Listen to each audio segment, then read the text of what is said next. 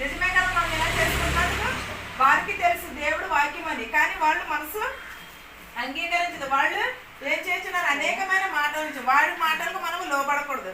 దేవుడి వలన అతనికి రక్షణ ఏమీ దొరకదని నన్ను గురించి చెప్పువారు అనేకులు. యెహోవా నీవే నా కేడముగా ఉన్నావు. నిజమే కదా, దేవుని కోసం మనకి రక్షణ ఉంటది, కానీ అలాంటి మాటలు మాట్లాడే వారికి ఉంటుందా? ఎవరినైనా బాధించే వారికి రక్షణ ఉంటుందా? వారి తల మీదకి ఆశీర్వాదం వస్తుందా? రాదు కదా. దేవుని వలన అతనికి రక్షణ ఏమీ దొరకదు. ఎందువలన నన్ను గురించి చెప్పువారు అనేకులు ఉన్నారు. యెహోవా నీవే నా కేడముగా ఉన్నావు. నా కేడముగా అంటే దేవుడు మనకు తోడై ఉన్నాడు, దేవుడు మన కాపుదల ఉన్నది.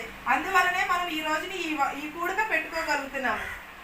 నీవే నాకు అతిశయ స్పందముగాను నా తల ఎత్తు వాడువుగా ఉన్నావు. ఎలాగంటే మనం ఇవన్నీ కూడా ఎదుర్కొని వారు నా మీదకి లేచిన వారేంటి, దేవుని రక్షణ వారికి దొరకదు, అయినను కూడా వారికి దొరకదనే ఈశా స్వభావంతో కూడా మనల్ని చూపుకొని మాట్లాడతారు.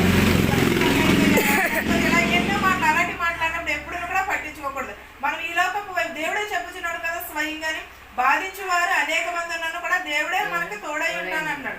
ఆయన రక్షణ మన మీద ఉంటది. ఆయనను గురించి చెప్పువారు అనేక మంది ఉంటారు, కానీ మన హృదయంలో నాటుకునేది మాత్రము ఒక మాటే, యెహోవా మనకి కేడముగా ఉంటానంటున్నాడు. ఆయనే మనకు అతిశయ స్పందముగా ఉంటానంటాడు. మన తల ఎత్తి 10 మందిలో నిలబెడతానని చెప్పుచున్నాడు. ఎప్పుడు వాక్యములకు లోబడినప్పుడు, వాక్యమును మనం అనుసరించి నడుచుకున్నప్పుడు యెహోవా మనకు ఆధారముగా ఉంటాడు. మనం ఎప్పుడైతే అలాంటి మాటలకి దూరంగా ఉంటామో అప్పుడు దేవుడు మన తల ఎత్తి ఆయన సేవలో వాడుకుంటానని చెప్పుచున్నాడు.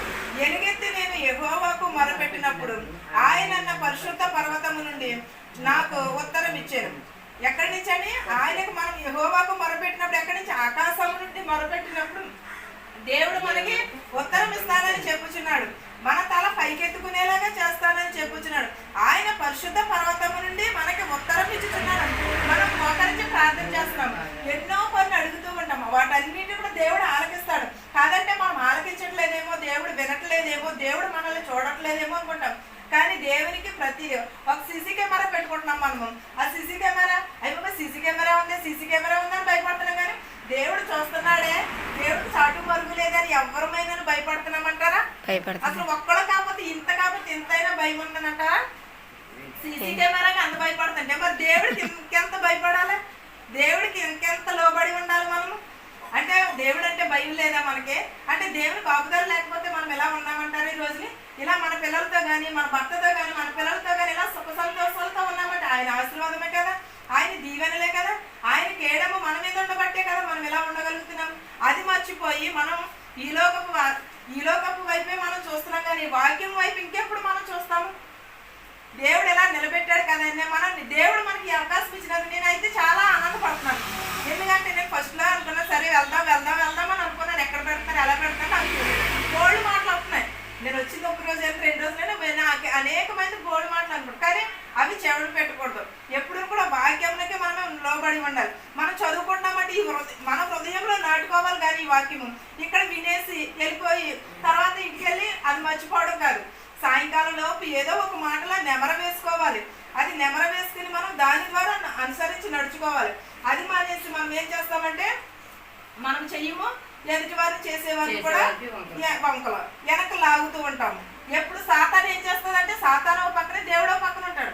సాతానేమో ప్రార్థన చేయొద్దు అంటది, దేవుడేమో ప్రార్థన చేసుకోమంటాడు. కానీ మనము పాపలోకంలో ఉన్నాం కదా, ఈ పాపలోకంలో ఉన్నాం కాబట్టి పాపానికే లోనైపోతున్నాం, కానీ వాక్యంలోకి లోబడలేకపోతున్నాం. ఎందుకంటే మనలో నమ్మకం లేదు, మనలో విశ్వాసం లేదు, మనలో దృఢత్వం లేదు, దేవుని ఎడల నమ్మకమును లేదు.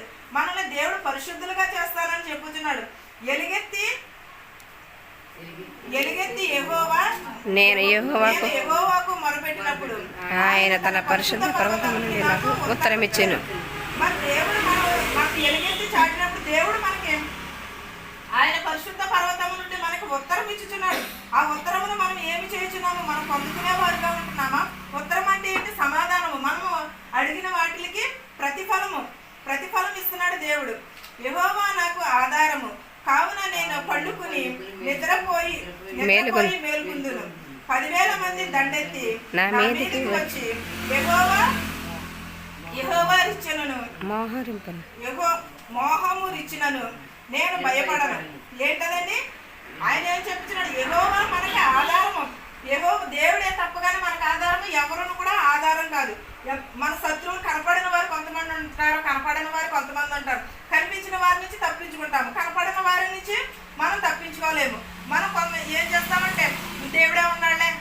ఆధారపడి వెళ్ళిపోతామో ఎదరికి వెళ్ళిపోతాం. కానీ నిజంగా దేవుని కాపుదల బట్టే మనం వెళ్ళిన పని జయమవుతుంది. మనం తిరిగి కూడా వచ్చి మనము దేవునికి కూడా ప్రార్థించాలి. మనం బయటకు వెళ్ళినప్పుడు మన పిల్లలకేంటి మనకేంటి ప్రతి అమ్మ వెళ్ళొస్తాను నాన్న వెళ్ళొస్తాను అని చెప్తున్నారు, కానీ ప్రార్థన చేసుకోండిరా అని ఎవరైనా చెప్తున్నామా?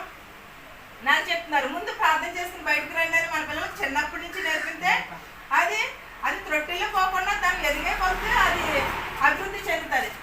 అమ్మ వెళ్ళొస్తున్నాను అబ్బాయి ప్రార్థన చేసుకోవాలమ్మా అని అంటే చేసుకోలేదంటారు. ఏం చేసుకోండి అని మనం చెప్తే మనం నేర్పితేనే కదా మన బిడ్డలు మన తల్లిదండ్రులు మనకు నేర్పితే మన పిల్లలు మనకు నేర్పితే ఆ పిల్లలు అలా నేర్పుతారు, అలా అభివృద్ధి చెందుతారు. కానీ మనం చెప్పకపోవడం వల్ల నాకు తెలియదు నా కోసం మా అమ్మ చేసేస్తుందిరా లేదా మా తాత చేసేస్తున్నారు మా నాయనమ్మ చేసేస్తుందిరా ప్రార్థన అని వాళ్ళు ఏమనుకుంటారంటే వాళ్ళు చేస్తున్నారు కదా సరిపోతుంది అని ఎదరికి వెళ్ళిపోతారు తప్ప. కానీ మనం నేర్పించాలి ముందు.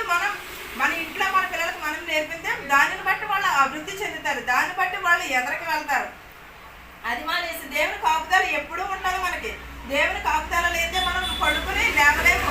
రాత్రి చాలా మంది నిద్రలోనే కొంతమంది దేవుని యందు నిద్రించిన వారు ఉన్నారు, కొంతమంది లేచిన తర్వాత దేవుని కాపుదల ఉన్నది కాబట్టే మనం లేచి ఇలాగ దేవుని స్తుతిస్తున్నాం.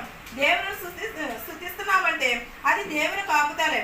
ఆయనే మనకు ఆధారము. ఆయన పరిశుద్ధాత్మ మన పైన ఉండబట్టి ఆ యెహోవా మనకు ఆధారం అయి ఉన్నాడు కాబట్టి మనం ఎదురపోయి మేల్కొంటున్నాం. 10,000 మంది దండెత్తి వచ్చినను కూడా దేవుడే వాళ్ళనందరినీ కూడా అడ్డుకుంటాడు.